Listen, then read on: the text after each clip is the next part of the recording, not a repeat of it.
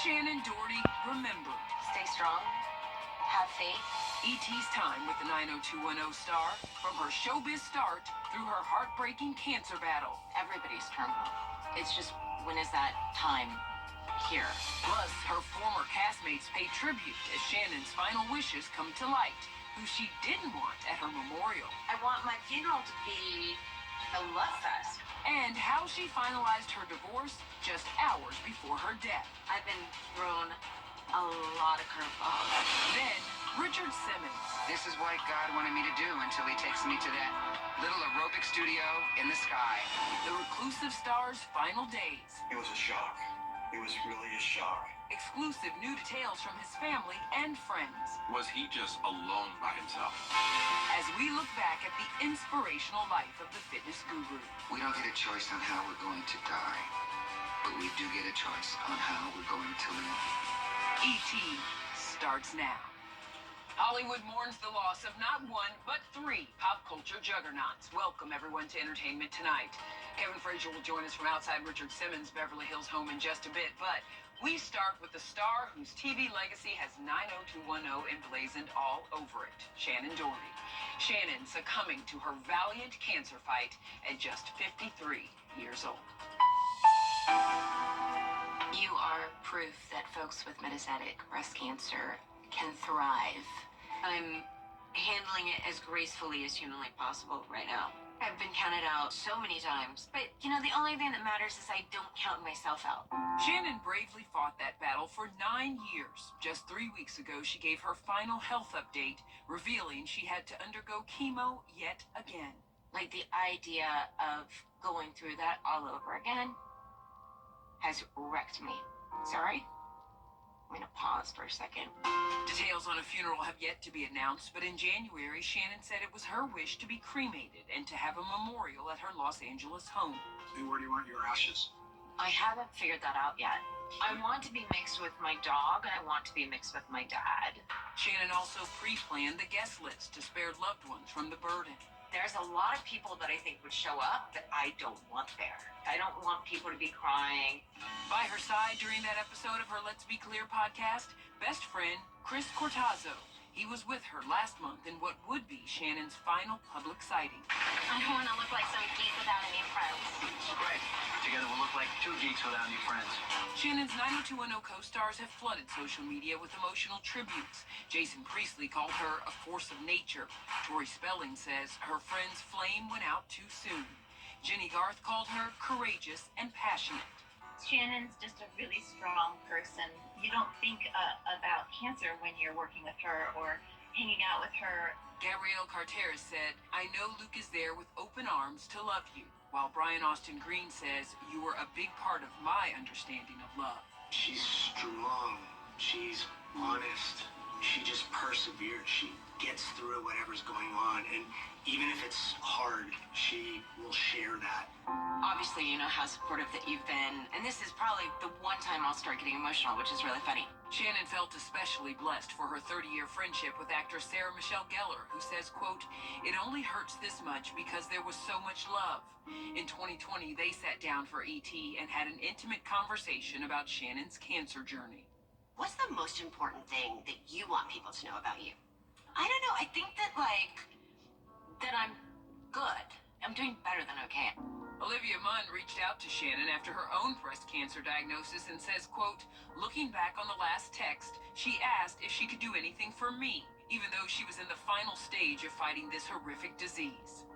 No, I'm not okay. You've turned me into a witch. From Charm to Heathers and, of course, 90210, Shannon lit up the screen. I think that the show can really skyrocket. In a way, she kind of grew up right in front of us. If it's not fun for me anymore, then I'm getting out of it. This was Shannon's first interview with ET back in 1982. She was just 11 years old, a child actress who had appeared on Little House on the Prairie. You gonna go swimming?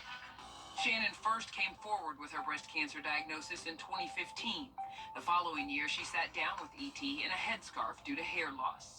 My message is to stay strong, have faith, and really lean on the people that love you and support you. Shannon's cancer went into remission but came back in 2019 just before filming the 90210 reboot. This time it was stage 4 and had spread to her lymph nodes and bones. They look at you like you're dead man walking, basically. And also, work dries up. I enjoy working. It's another reason to, fight to stay alive. I mean, I do kind of miss this. In 2023, Shannon was delivered another blow. The cancer had spread to her brain. That's the hard part, Shannon. At the same time, Shannon discovered her husband of 11 years, Kurt Iswaryanko, had been carrying on a 2-year affair. Shannon signed paperwork to finalize their divorce one day before she died. I've been thrown a lot of curveballs and ones that I never expected in a million years. Personal life, too. There's only so much crying and oh, poor me that you can do before you have to pick yourself up off the ground and say, okay, I gotta get on with this. The world also lost fitness guru Richard Simmons just one day after his 76th birthday. You know, Richard was a man who loved the spotlight. But in his last decade, he lived as a recluse behind the gates of this Beverly Hills mansion. And that is where his brother Lenny spoke to Nichelle exclusively about Richard's final moments. It was really a shock. He wasn't feeling real well that day because he said he thought he'd had some food poisoning, but he was getting better and he was just going to go to bed a little bit early. My soul just sunk. We have checked with the coroner. Basically, they said it was probably just a natural death, but they don't believe that there was any real problem. He just unfortunately passed. This was the scene here Saturday, Richard's body being carried away to the coroner's van after his live-in housekeeper called 911. Paparazzi were on the ground and overhead of his mansion as they had been in recent years over concerns the once vibrant fitness advocate had disappeared. The Slimmage gym founder blamed his public absence on a knee injury when E.T. spoke to him via phone in 2016, his very last interview. No, I'm not kidnapped. I'm at peace, and I just need some time. When was the last time you saw Richard in person? It's probably been about 6.5 years.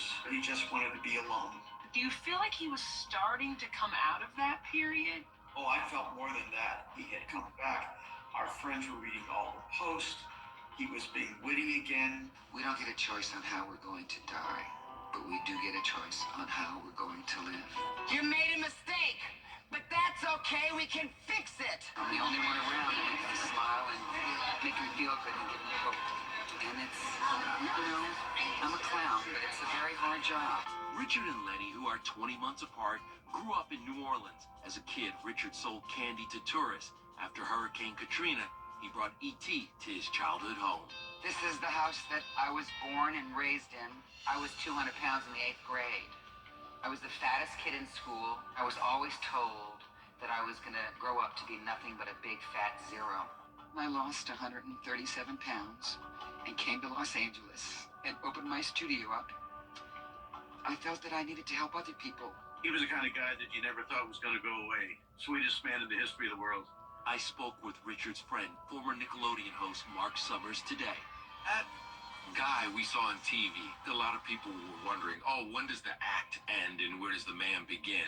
There was no difference, was there? No, there was no act. He was big and he was loud. When I heard about the reclusive situation towards the end, I understood it, Kevin, and I'll tell you why. Nobody gave 120% of energy like Richard did. And I just think he was exhausted after putting in all that time, that he needed some time to himself. I love him, I miss him. Pauly Shore, who publicly sparred with Richard over portraying him in a biopic, posted a tribute saying, I hope you're at peace. Before his passing, Richard was working on a Broadway musical about his life and another project for ABC. Tell me about the documentary that was in the works about Richard. I think he wanted to tell his story to tell people that there is hope in the world, that you can do it, you can work hard, you can lose weight. He was writing songs on the musical, maybe you didn't hear this, When It Happens, where the orchestra pit is, they are talking about having people getting up there and exercising to it. Why do they like me? Legendary songwriter Patrick Leonard shared one of the songs he and Richard completed for the musical. How far along were you? I think there's about 8 or 10 songs. It's all very autobiographical to tell the story from his point of view. It should go on because it was his dream. I bet it still happens because the life that he led needs to be told over and over again because there are not many humans around on this planet today that are the quality of human that Richard Simmons was. I call 100 overweight people a day, get them motivated and inspired. I teach classes. You know, this is what God wanted me to do until he takes me to that little aerobic studio in the sky. Is it true that you wanted to be a priest? I was in the seminary for a year and 9 months. The food was terrible. Back in 1985, Richard appeared on Dr. Ruth Westheimer's show. The 96-year-old passed away peacefully in her home on Friday with her 2 children by her side. I love to dance and to laugh and to talk about sex. Dr. Ruth's straightforward and humorous approach to sexuality made her a household name. In the 80s, celebrity guests opened up about their personal lives on her talk show. Wouldn't your parents love you to be married? Stop with the music!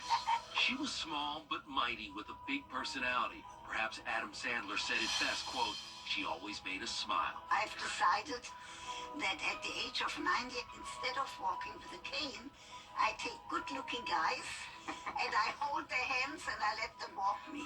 Let's face it, there's nothing more interesting, nothing more fun, nothing more rewarding, nothing more exciting and satisfying than good sex. Coming up, Very special. Kate Middleton makes a rare public appearance. It was